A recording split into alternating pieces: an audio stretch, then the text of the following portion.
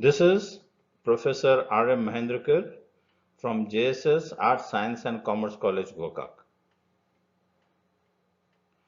Today, in this protein synthesis part 2, I'll be explaining about the transcription in eukaryotes. Now, if you compare prokaryotes and eukaryotes, prokaryotes are very simple organisms. They are mostly unicellular and one cell performs all the activities, whereas eukaryotes, they are complex organisms. They range from unicellular to multicellular, and hence here there is division of labor. And because of this, the protein synthesis mechanism was also little more complex than that of the prokaryotes. Now in transcription, the initiation process is more complex than as what we see in the prokaryotes. So let us see the mechanism of the transcription in eukaryotes.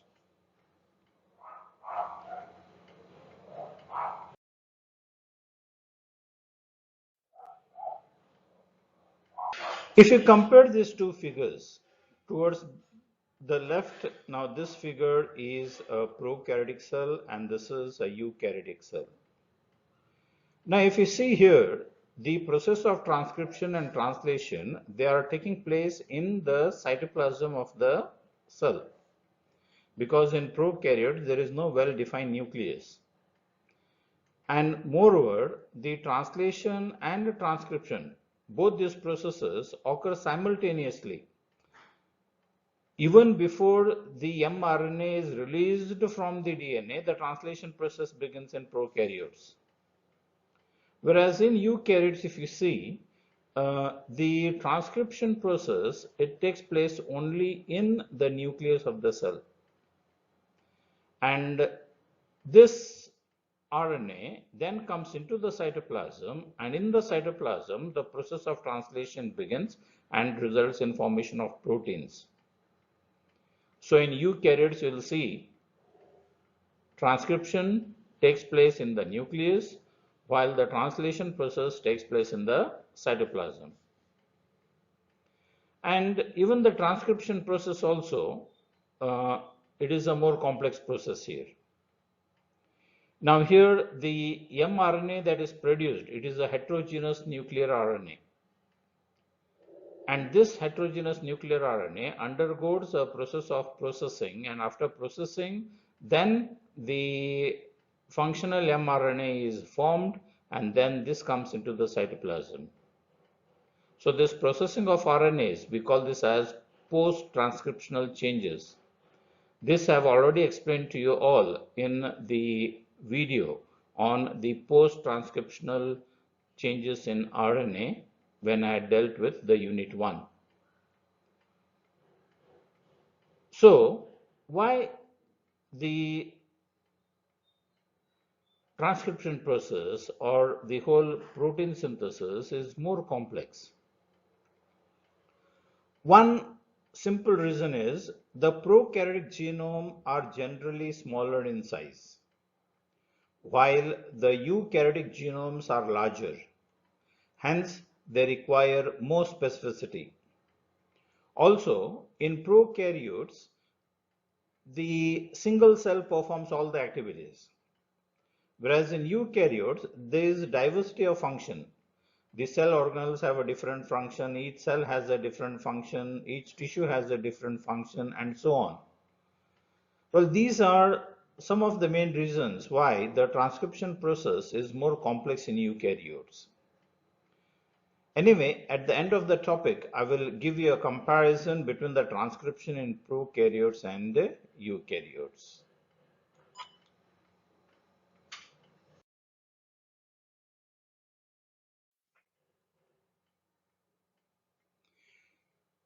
Now, we shall see transcription in eukaryotes, the whole mechanism of transcription. The process of synthesis of RNA by copying the template strand of DNA is called transcription. Cell contains several types of RNAs, mainly ribosomal RNA, transfer RNA, and messenger RNA. In addition to these three large classes, which account for over 95% of the mass of RNA in eukaryotic cell, there are some small nuclear RNAs involved in mRNA splicing. There are guide RNAs which are involved in RNA editing, and many more other small RNAs are present. So all these different types of RNAs are synthesized on DNA template through the process of transcription in the nucleus of a eukaryotic cell. The transcription process in eukaryotes is similar as it occurs in the case of prokaryotes. However, the initiation stage is more complex in eukaryotes. And in the termination process also, there is no involvement of stem loop structures, and the transcription in eukaryotes is transcribed with the help of three polymerase enzymes, namely RNA polymerase 1, RNA polymerase 3, and RNA polymerase 2. Now, each of these RNA polymerase have got a different set of functions. And what are these functions? That I'll tell you later. Now, the steps of transcription in the eukaryotes completes in 5 steps, namely the pre-initiation step, initiation step, promoter clearance, elongation, and termination.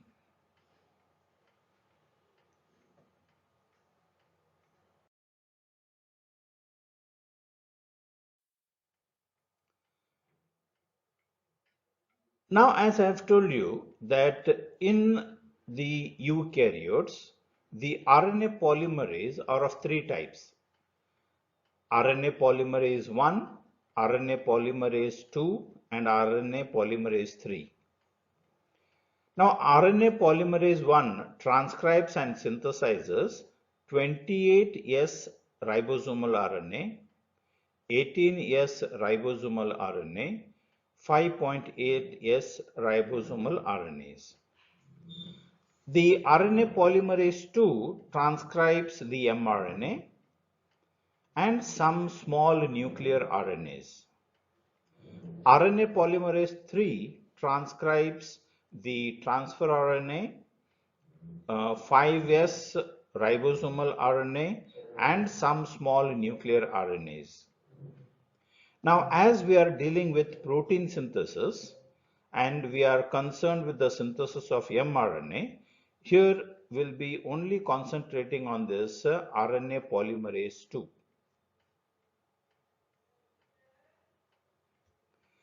Now, all these RNA polymerase enzymes have got many subunits. Now, RNA polymerase 1 has got 14 subunits. Now, these are the list of the 14 subunits of RNA polymerase 1. Now, these are the 12 subunits of RNA polymerase 2, and these are the 15 subunits of RNA polymerase 3. So, RNA polymerase enzyme is a holoenzyme, just that what we had seen in prokaryotes. But here you see in eukaryotes, the RNA polymerase is having many more subunits than the RNA polymerase of the prokaryotes. And RNA polymerase 2 is dealing with mRNA synthesis. Whereas in prokaryotes, we had seen that the single RNA polymerase enzyme was synthesizing all the different types of RNAs there. Whereas here, RNA polymerase 1 has got a different function. It synthesizes only the ribosomal RNAs. Now, RNA polymerase 2 synthesizes only small nuclear RNAs and mRNA, and RNA polymerase 3 synthesizes the transfer RNA and small nuclear RNAs.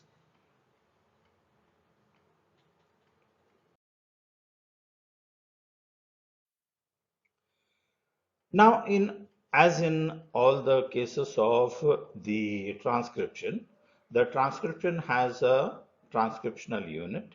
The transcriptional unit consists of a promoter region and a coding region and a terminating region. And only the 3' to 5' direction DNA strand will act as a template for the RNA synthesis. So here also, in eukaryotes also, we have got the same transcriptional units, but here the promoter is having 3 consensus sequences.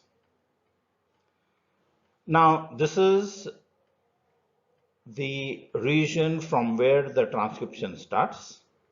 Now, towards the upstream side, at the minus 30 base pairs, we have this starter box. Now, this is the most important box here because this is the box which the RNA polymerase enzyme gets bind to and brings about the synthesis of the RNAs. Now, at the minus 70 base pair sequence, we have got this another box, that is the CAAT box, and at the minus 110 from upstream side, we have this GC box. The TAAA, this sequence is called as the Tata box. The Tata box is also called as Hogness box. It is very similar to the prokaryotic Tata box, except the sequence is slightly different.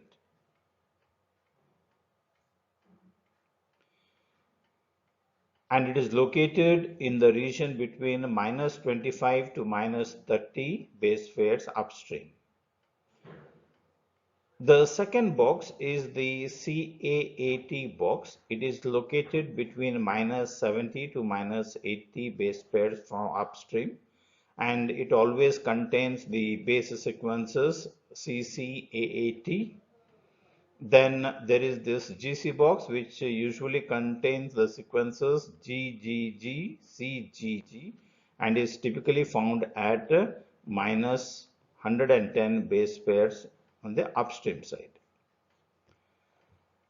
Then this is the region from where the transcription starts. So this is a transcription start site. So all the sequences downstream, they are concerned with the coding region, that is the RNA is transcribed, and at the end of that we have this termination region. So these are the promoter regions in eukaryotes.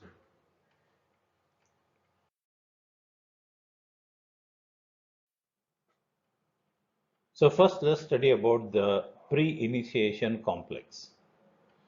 RNA polymerase II does not bind to the promoter sequence directly. RNA polymerase II is associated with 6 transcription factors designated as TF2A, TF2B, TF2D, TF2E, TF2F, and TF2H, where TF stands for transcription factor and Roman letter 2 stands for the RNA polymerase II. TF2F binds with the RNA polymerase II enzyme and prevents binding of the polymerase II to non-specific DNA sequences. The TF2D has a Tata binding protein which recognizes the Tata box of the promoter region and binds to it. After the binding of the transcription factor 2D to the Tata box, the transcription factor 2B binds with the Tata box binding protein.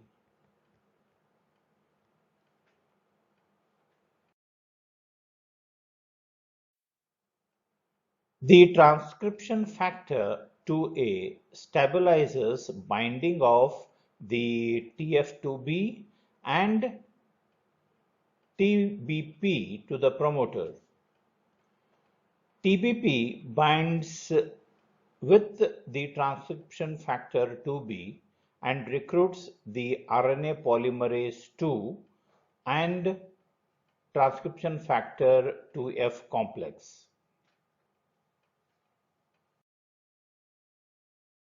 The transcription factor 2F and RNA polymerase II then binds to the TF2B and prevents binding of the polymerase II to non-specific DNA sequences.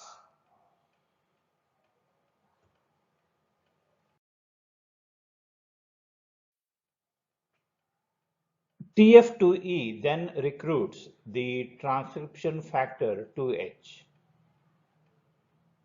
TF2H has ATPase and helicase activity. These are the two important functions of this transcription factor 2H. It is helicase, means it can use ATP to unwind the DNA helix, allowing transcription to begin. In addition, it phosphorylates RNA polymerase II, which causes this enzyme to change its conformation and dissociate from other proteins in the initiation complex. Thus, the pre-initiation complex ends here. So, the pre-initiation complex results in binding of the RNA polymerase II and all the 6 initiation factors to the Tata box. Once this pre-initiation complex is formed, then the transcription factor 2H unwinds the DNA helix and the first phosphodiester bond is formed. The transcription factor which catalyzes DNA melting is this TF2H. Then in the further process, the TF2F factor remains associated with polymerase II enzyme.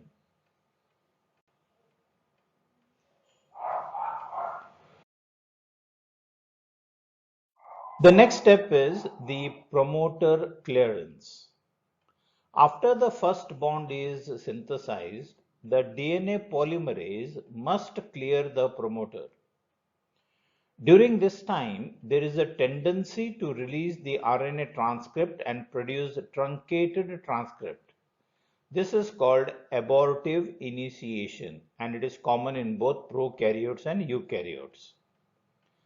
Once the transcript reaches approximately 23 nucleotides, it no longer slips and elongation can occur. This is an ATP dependent process. Promoter clearance also coincides with the phosphorylation of serine 5 on the carboxy terminal domain, that is the CTD domain, which is phosphorylated by the transcription factor 2H. RNA polymerase II now starts moving along the DNA template, synthesizing RNA. The process now enters the elongation phase.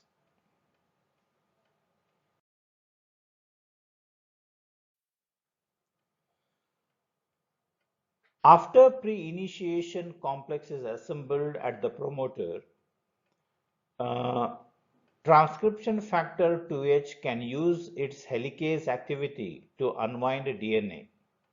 This requires energy released from the ATP hydrolysis. The DNA melting starts about -10 base pairs. For RNA synthesis, one strand of the DNA, known as the template strand or the non-coding strand, is used as a template.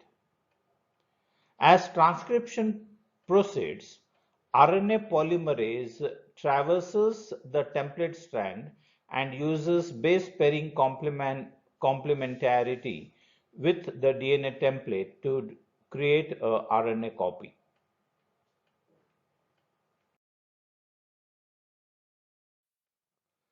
Then RNA polymerase II uses the nucleoside triphosphate,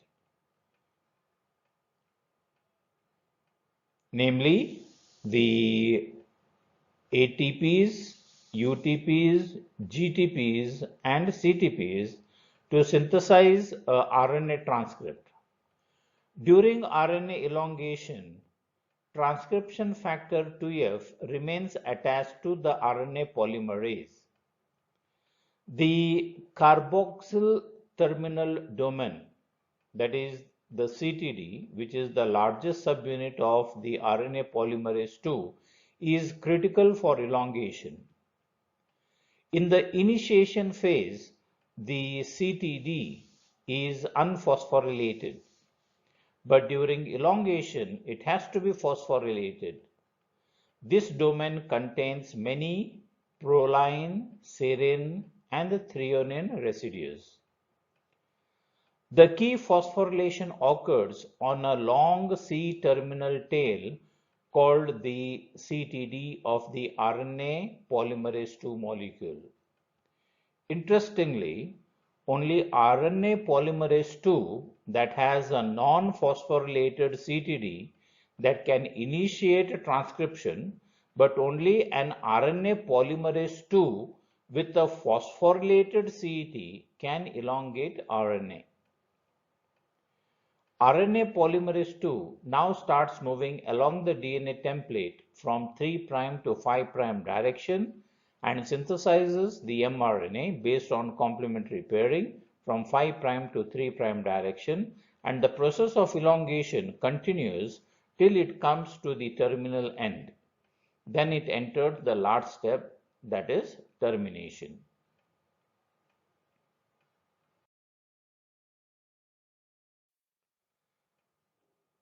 The termination process in eukaryotic transcription is not very clear. In other words, it is not well understood. Unlike RNA polymerase in prokaryotes, the RNA polymerase II does not terminate transcription at a specific site, but rather transcription can stop at varying distance downstream of the gene.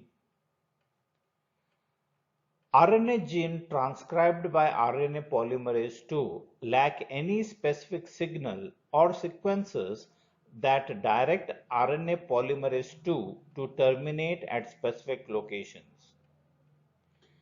Now actually here this is a DNA strand, and here this is the poly A signal sequence. Means actually this is the termination region of the gene in this eukaryote.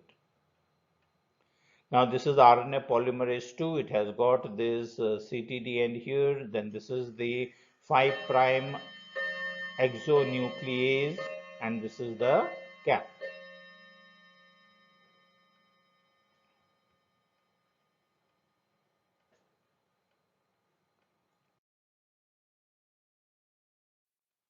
Now as the RNA polymerase II proceeds further, now you have seen here the RNA polymerase II just goes on secreting the nucleotides and prolonging the length of the mRNA even after passing the termination region.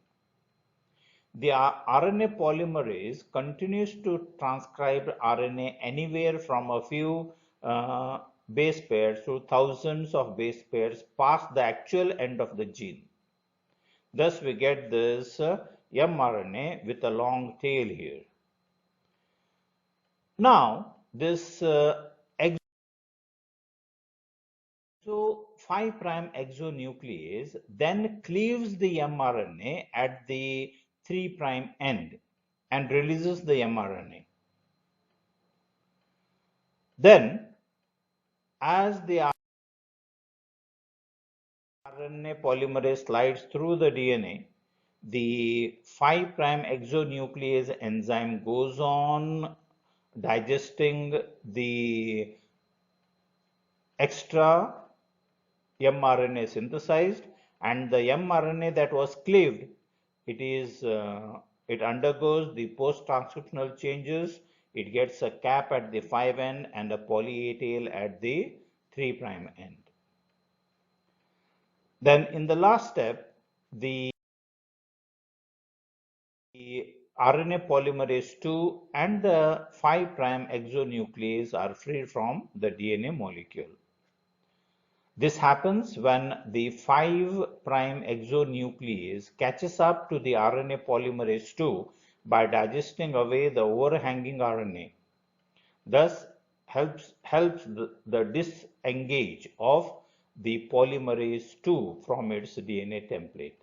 Helps in completing this process of termination. So in this manner, mRNA is synthesized.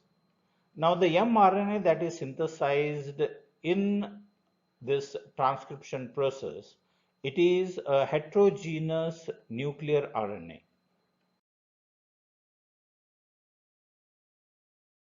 Now this heterogeneous nuclear RNA undergoes post-transcriptional changes. In eukaryotes, the post-transcriptional changes occurred in this way, and I'll explain it briefly here because already in detail I have explained about this in my video, that is the post-transcriptional changes in RNA in unit 1. So in eukaryotes, the initial transcript that is synthesized from the RNA polymerase 2, we call it as a heterogeneous nuclear RNA. It is unstable. It undergoes a series of modifications before the mature mRNA is formed. The important modifications are as follows. The first one is at the 5' end, there is a 7-methylguanosine attached to the mRNA.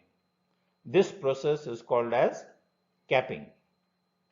The second is there is addition of 100 to 300 adenylate acids at the 3' end of the mRNA. This is called 3' polyadenylation. It is believed to help in transport of mRNA from nucleus to cytoplasm. It also stabilizes mRNA. And the third step is splicing.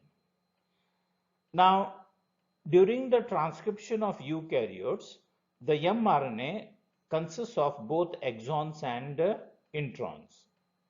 Exons are the coding regions, introns are the non-coding regions. So during splicing, the introns are removed through spliceosomes, and all the exons, which are the coding sequences, are joined to form a mature RNA. So all these processes occur in the post-transcriptional changes of mRNA. So the post-transcriptional changes of mRNA includes 3 steps: 5' capping, 3' polyadenylation, and splicing processes. So thus the transcription process completes, and this matured mRNA then enters into the cytoplasm through the nuclear ports and brings about the next step of protein synthesis, that is translation.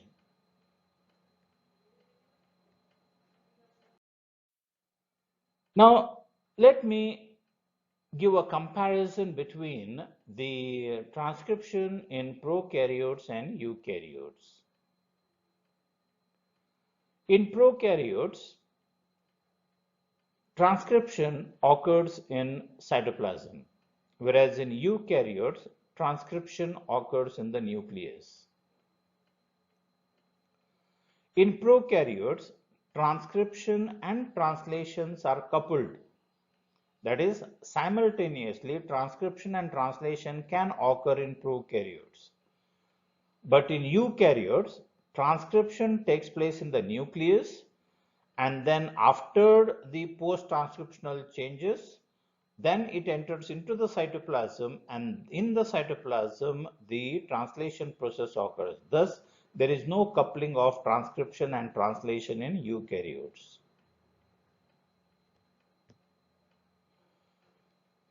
In prokaryotes, there are no definite phases of occurrence. That is, there is no definite cell cycle at which cell cycle the transcription can take place. But in eukaryotes, the transcription process occurs in the G1 and G2 phases of the interphase of the cell cycle. In prokaryotes, a single RNA polymerase enzyme synthesizes all the three types of RNAs, that is mRNA, tRNA, and rRNA. Whereas in eukaryotes, there are three different types of RNA polymerase enzymes. RNA polymerase 1 synthesizes ribosomal RNA. RNA polymerase 2 synthesizes the mRNA and small nuclear RNAs. And RNA polymerase 3 synthesizes transfer RNA and small nuclear RNAs.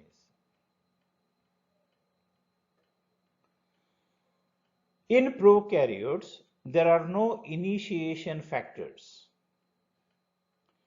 The RNA polymerase enzyme directly binds with the promoter and then brings about the process of initiation. Whereas in eukaryotes, the process of initiation is helped with 6 initiation factors. And with the help of these 6 initiation factors, first there is a pre-initiation complex formation, and once the pre-initiation complex is formed, then only the initiation process begins. The mRNA that is synthesized in prokaryotes is polycistronic. That is, it contains more than one type of gene. Whereas in eukaryotes, the mRNA that is synthesized, it contains a single gene. Hence, the mRNA of eukaryotes are always monocistronic, whereas the mRNA of prokaryotes are always polycistronic. Then splicing of mRNA does not occur in prokaryotes. There is no splicing because the mRNA that is synthesized doesn't have any introns and exon regions in prokaryotes. But in eukaryotes, the mRNA that is produced has got the coding and non-coding regions.